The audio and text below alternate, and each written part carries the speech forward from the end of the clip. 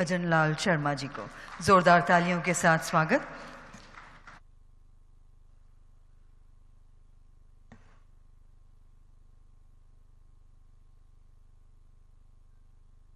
आज की इस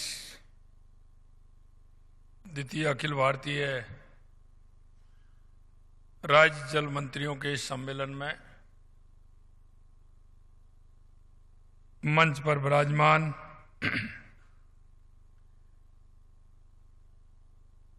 जिनका कि अभी हमें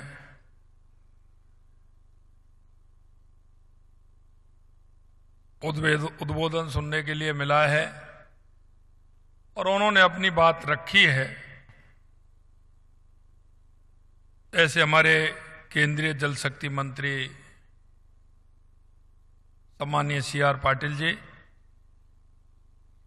माननीय मुख्यमंत्री उड़ीसा मोहन चरण मांझी जी, माननीय मुख्यमंत्री त्रिपुरा माणिक साह जी, माननीय केंद्रीय राज्य मंत्री जल शक्ति मंत्रालय राजभूषण चौधरी जी, माननीय उप मुख्यमंत्री छत्तीसगढ़ अरुण साव जी,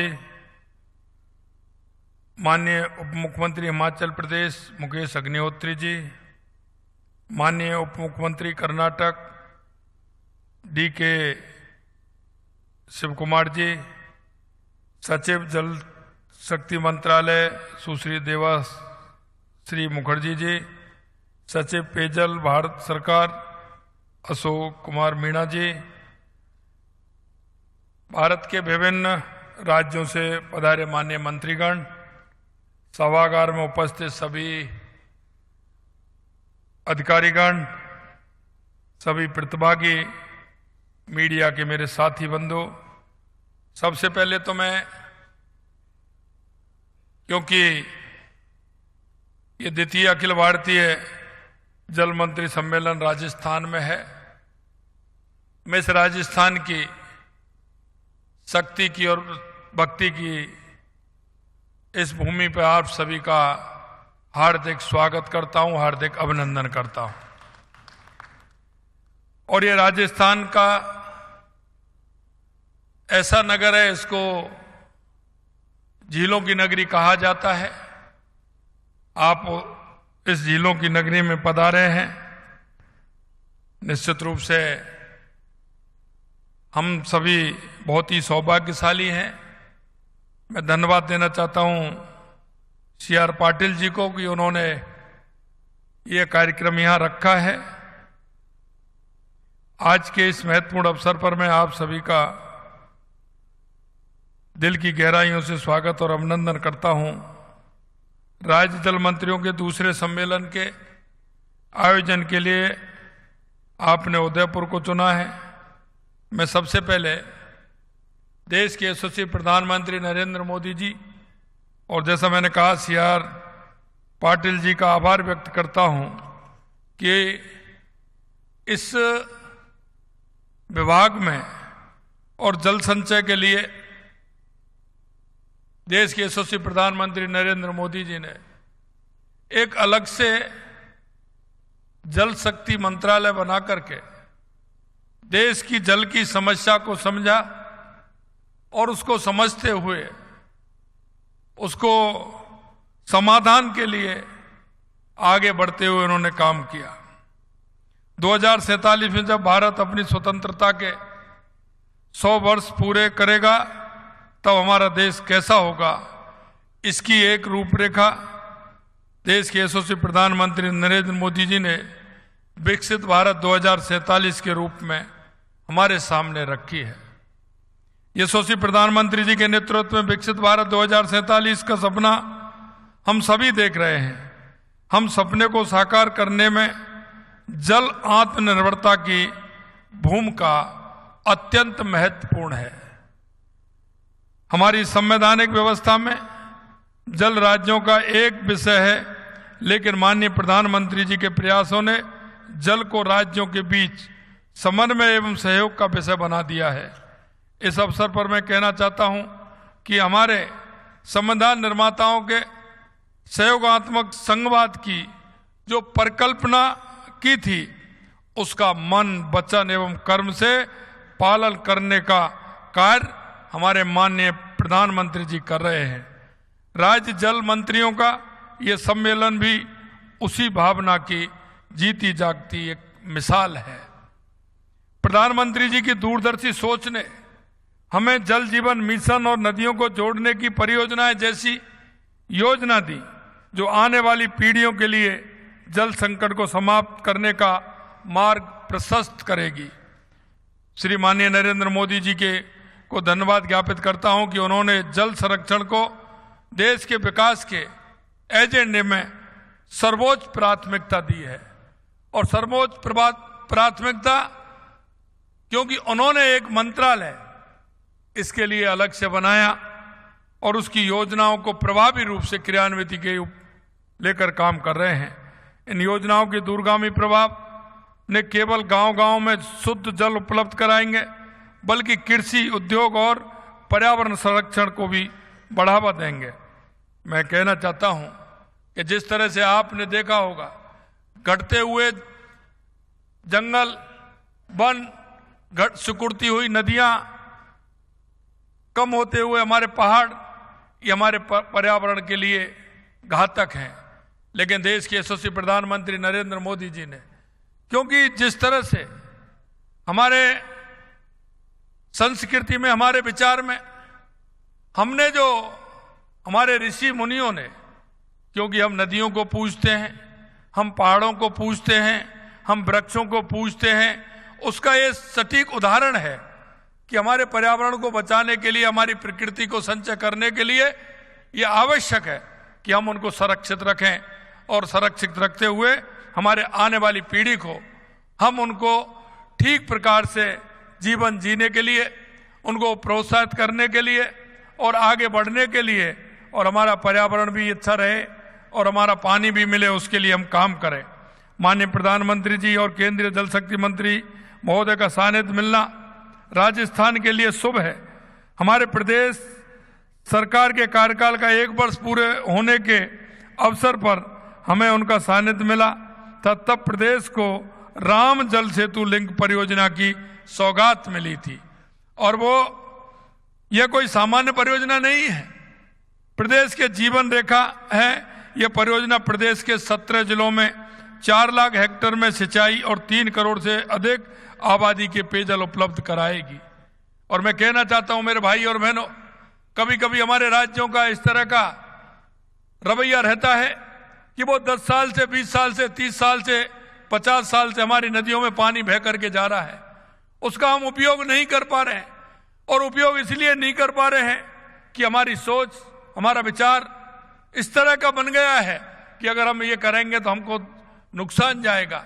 मैं आपसे कहना चाहता हूं, जो नदियों का पानी बेकार जा रहा है, गांव का पानी जा रहा है, खेत का पानी जा रहा है और वो जाकर के समुद्र में पूरी तरह से समा रहा है, लेकिन हमें ये भी देखना चाहिए कि हम उसका उपयोग कितना कर सकते हैं।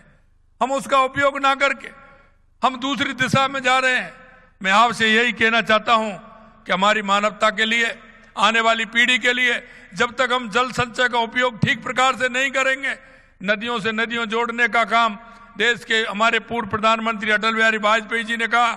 और मैं कह सकता हूं कि अटल बिहारी वाजपेयी जी ने जो कहा वो हमारे देश के यशस्वी प्रधानमंत्री नरेंद्र मोदी जी उसको करके दिखा रहे हैं और वो काम प्रगति पर चल रहा है। आज हम देख सकते हैं कि माननीय मोदी जी और CR पाटिल जी की प्रेरणा से कर्म भूमि से मातृभूमि कार्यक्रम की शुरुआत हुई है। और यह कार्यक्रम एक ऐसा कार्यक्रम है तो सरकार सिर्फ उसका सहयोग कर रही है, लेकिन वो कर्म भूमि से मातृभूमि में जो हमारे उद्योगपति हैं, जो हमारे ऐसे लोग हैं जो कभी प्याऊ लगाते थे, बावड़ी बनवाते थे, तालाब बनाते थे, कुआं बनाते थे, जिनके लिए पानी की संचय की व्यवस्था होकर के जन को पानी पिलाने का काम करते थे, ऐसे ही वो लोग आज निकल करके आए हैं। क्योंकि मैं इसलिए कह सकता हूं कि राजस्थान में पानी की जो किल्लत है और पानी की जो परेशानी, राजस्थान से ज्यादा कोई भी प्रदेश शायद नहीं जान सकता है। लेकिन हमें लगता है कि जिस तरह से हमारा कर्म भूमि से मातृभूमि जो हमारा कार्यक्रम बढ़ रहा है, हमारे गांव का वो व्यक्ति जो कई साल पहले अहमदाबाद, मुंबई, चेन्नई, जहां भी वो चला गया, उस व्यक्ति के माध्यम से वो अपनी कर्म भूमि जहां काम करता है, अपनी मातृभूमि में आ रहे हैं। और उन्होंने योजना बनाते हुए मैं धन्यवाद देना चाहता हूं सी आर पाटिल जी को। जैसे सूरत के अंदर कार्यक्रम हुआ था, हमारे 45,000 गांव हैं, 45,000 गांव में 1,60,000 ट्यूबवेल लगाने का काम, जल संचय का काम हमने हाथ में लिया है। और वही कर्म भूमि से मातृभूमि के लिए काम हो रहा है। यह बहुत बड़ा काम है। अभी तक हमारा 60,000 लगा है। निश्चित रूप से आने वाले समय में इसकी गति बढ़ेगी। गति बढ़ते हुए मई तक हम सोच रहे हैं कि हमारा 1 लाख से ऊपर भी हमारा टारगेट वो पूरा होगा। यह ऐसा काम है कि जो पानी वेस्ट जाता है, उस पानी का संचय हम किस तरह से करें। उससे हमारे पर्यावरण में सुधार होगा, क्योंकि हमारा वाटर लेवल बढ़ेगा तो हमारा वृक्षारोपण भी ज्यादा से ज्यादा होगा। मित्रों, मैं कहना चाहता हूं और मैं धन्यवाद भी देना चाहता हूं कि हमारे उन 45,000 गांवों में जिस तरह का काम हो रहा है। यही नहीं, हमारा राजस्थान जो पानी के लिए कभी इस तरह की स्थिति थी कि पानी को नहीं था, तो इसलिए हमारे लोग कई बाहर चले जाते थे। लेकिन हमें लग रहा है हमारे आपके प्रयासों से ही हमारा ऐतिहासिक यमुना जल समझौता संभव हो पाया है, जिससे शेखावाटी क्षेत्र में भरपूर जल उपलब्धता सुनिश्चित होगी। माननीय प्रधानमंत्री जी ने देश के हर घर तक नल से जल पहुंचाने के लिए जल जीवन मिशन के रूप में एक भागीरथी प्रयास किया है। इसका लाभ आज राजस्थान के भी करोड़ों लोगों को मिल रहा है। हमारी सरकार शेष परिवारों को नल कनेक्शन देने के लिए भी तेजी से कार्य कर रही है। इस मिशन के लिए राजस्थान को केंद्र सरकार का जो भरपूर सहयोग मिल रहा है, उसके लिए मैं माननीय प्रधानमंत्री जी और जल शक्ति मंत्री जी का धन्यवाद देता हूं। राजस्थान की 8 करोड़ देवतुल्य जनता की तरफ से आपका आभार व्यक्त करता हूं। जल आत्मनिर्भरता के इस प्रयास में राज्यों का आपसी सहयोग भी अत्यंत आवश्यक है। और जब तक एक दूसरे राज्य का सहयोग नहीं होगा, हम उसको मूर्त रूप नहीं दे सकते। मैं विशेष रूप से पार्वती काली सिंध चंबल लिंक परियोजना में मध्य प्रदेश और यमुना जल समझौता में हरियाणा के सहयोग का उल्लेख करना चाहूंगा। यह केंद्र सरकार, मध्य प्रदेश और हरियाणा के सहयोग का ही परिणाम है कि इन योजनाओं के माध्यम से जल संसाधनों के कुशल उपयोग का मार्ग प्रशस्त हो रहा है। इसके लिए मैं केंद्र सरकार सहित दोनों राज्यों की सरकारों को भी धन्यवाद ज्ञापित करना चाहता हूं। आज का ये आयोजन राजस्थान में वाटर विजन 2047 के अंतर्गत हो रहा है। मैं इसके लिए केंद्रीय मंत्री श्री सी आर पाटिल जी का हृदय से धन्यवाद देता हूं। राजस्थान जो पानी की एक एक बूंद को सहेजने की अपनी परंपरागत विधियों के लिए सदियों से जाना जाता है, इस आयोजन के लिए उपयुक्त स्थान है।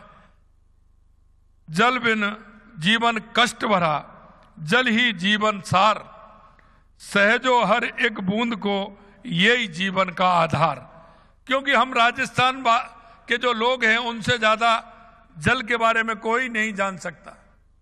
आपने देखा होगा जितने भी हमारे बड़े शहर हैं, उनकी जो प्रोग्रेस है वो नदी के किनारे के होने के कारण है। जो शहर नदियों के किनारे हैं, उनकी उतनी ही प्रोग्रेस है। जहां पानी होगा वहां विकास भी होगा। ये हमारा जल विकास का आधार भी है, पर्यावरण का आधार भी है। इसलिए मैं कहना चाहता हूं, जल का महत्व आज से नहीं बल्कि सृष्टि के सृजन से ही रहा है। हमारे वेदों में भी जल को माता के समान बताया गया है।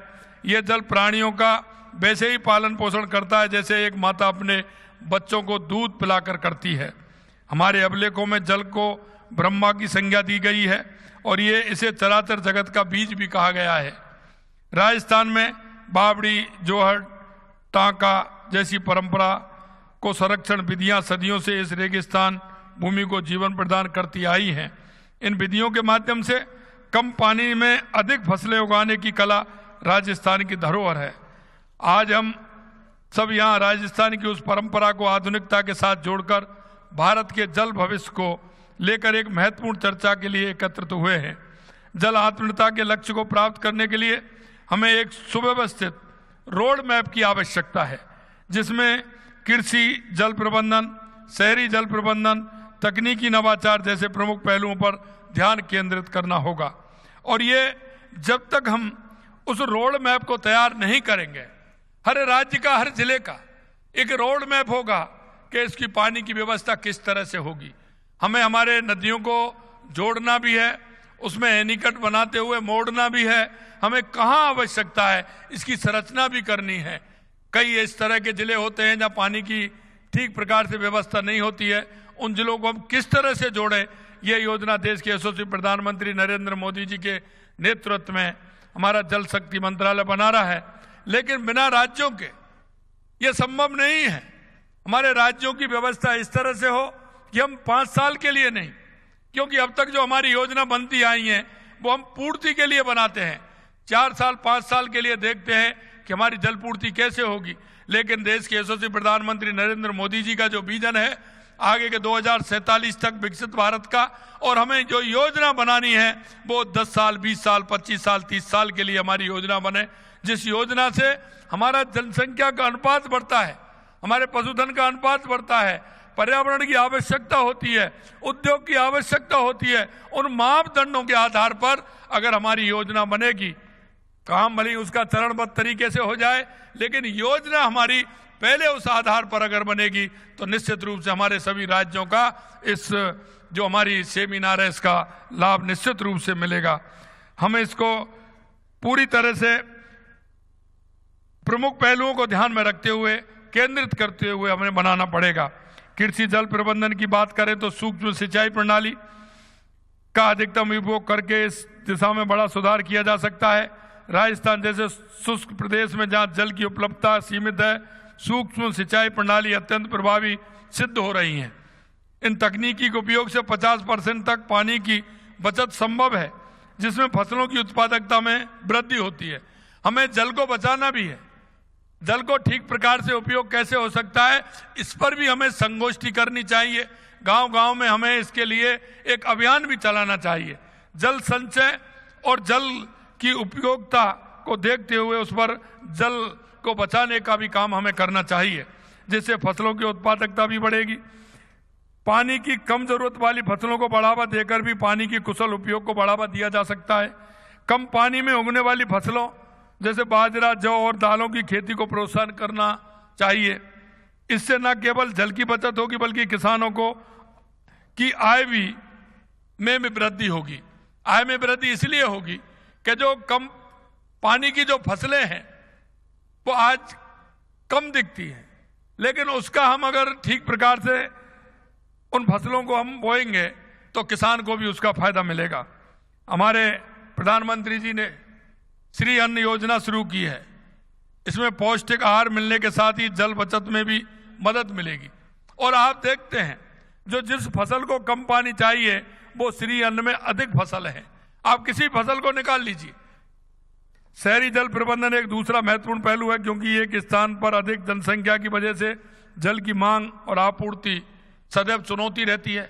उस चुनौती को भी हम स्वीकार करें, क्योंकि हम देखते हैं कि हमारी एक कॉलोनी में कितने पाइप, कौन सा पाइप हमारा कितना पानी दे सकता है तो हम उसी पर आधारित होते हुए डालते हैं।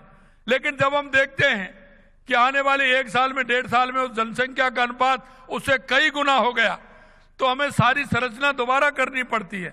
इसलिए हमें उसको ध्यान में रखते हुए कि हमारी जनसंख्या का अनुपात अगले 5 साल में कितना होगा, अगले 10 साल में कितना होगा, अगर उस आधार पर हम काम करेंगे तो निश्चित रूप से हमारे अर्थ की भी बचत होगी और हमारी उस व्यवस्था को भी एक अच्छा मार्ग मिलेगा जिससे हम उसको ठीक प्रकार से कर सकेंगे। इसके लिए शहरी क्षेत्रों में प्रत्येक घर और सार्वजनिक इमारत में वर्षा जल संचयन प्रणाली की स्थापना के लिए एक जन जागरूकता पैदा की जानी चाहिए, जिसमें भूजल स्तर में सुधार होगा और पानी की कमी की समस्या का समाधान संभव होगा। साथ ही सीवरेज के पानी को शुद्धिकरण का एवं पुनः उपयोग में के लिए आधुनिक तकनीक का उपयोग किया जाना चाहिए, जिससे शहरी क्षेत्रों में पानी की मांग को पूरा किया जा सकता है। हमारा वेस्टेज पानी कितना जाता है, हमारा वो पानी कितना नुकसान भी करता है, उस पानी को अगर हम ट्रीट नहीं करेंगे सीवरेज के द्वारा, उस सीवरेज के पानी को, तो उसका ठीक प्रकार से उपयोग नहीं हो पाएगा। इससे शहरी क्षेत्रों में पानी की मांग को पूरा किया जा सकता है। जैसा कि मैंने कहा कि हमें परंपरागत तरीकों के साथ ही तकनीकी नवाचार भी ध्यान केंद्रित करना होगा। इसके लिए जल गुणवत्ता स्रोतों की निगरानी हेतु तकनीकी का उपयोग कर एक सिस्टम विकसित किया जा सकता है जिससे जल प्रबंधन में पारदर्शिता और दक्षता बढ़ेगी। इन पहलों के माध्यम से हम संयुक्त राष्ट्र द्वारा परिभाषित सतत विकास लक्ष्यों में से एक सुरक्षित पेयजल की उपलब्धता को प्राप्त करने में सक्षम होंगे। राजस्थान सरकार भी मुख्यमंत्री जल स्वावलंबन अभियान 2.0 के तहत जल संरचनाओं का संरक्षण करते हुए वर्षा जल को सहेजने का महत्वपूर्ण कार्य कर रही है। इस अभियान के अंतर्गत पारंपरिक जल संरक्षण तकनीकी जैसे खडीन, टांका, नाडी पुनरुद्धार किया जा रहा है, जिससे राज्य में जल की उपलब्धता में सुधार हो रहा है। रईमन पानी राखिए, बिन पानी सब सून, पानी गए ना उबरे मोती मानस चून। अतः हमें जल संरक्षण के इन उपायों को अपनाकर जल आत्मनिर्भरता की दिशा में अग्रसर होना चाहिए ताकि आने वाली पीढ़ियों को एक सुरक्षित और समृद्ध भविष्य प्रदान किया जा सके। वो हर दृष्टि से, चाहे वो जल की दृष्टि से हो, पर्यावरण की दृष्टि से हो, एक हमारा सुरक्षित प्रदेश रहे, सुरक्षित हमारा देश रहे। ये हमारा जो सम्मेलन है निश्चित रूप से इस ओर मील का पत्थर साबित होगा। मैं आप सभी से इतना ही कहना चाहता हूं कि इसमें बृहद योजना बनाते हुए हमें इस काम में अगर लगेंगे तो निश्चित रूप से इसके परिणाम साकार होंगे। आप सभी इस कार्यक्रम में यहाँ पधारे हैं। पुनः आप सभी को इस शक्ति की भक्ति की धरती पर बहुत बहुत स्वागत, अभिनंदन। जय हिंद, जय भारत, जय राजस्थान। हार्दिक धन्यवाद सर, आपके प्रोत्साहन और मार्गदर्शन की